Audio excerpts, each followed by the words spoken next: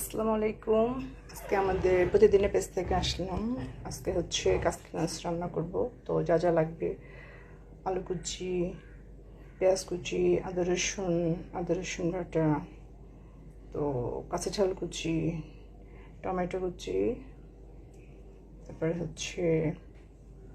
লাগবে লবণ, হলুদের গুঁড়া, ঝালের গুঁড়া, তারপর ধনিয়ার গুঁড়া,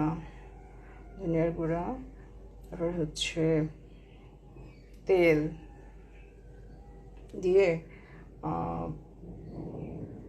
মাছটা হচ্ছে কাসকি মাছ দিয়ে তারপরে তেল দিয়ে হালকা হাতে মাছটা একটু মাখিয়ে নিতে হবে।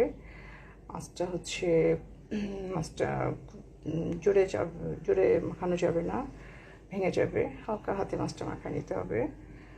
তো মাছটা এত মজার। এই মাছ তো আমার ছেলে এত পছন্দ করে। ও এই এই মাছ যদি রান্না করবো, ও এই দিয়ে শুধু ভাত খায়।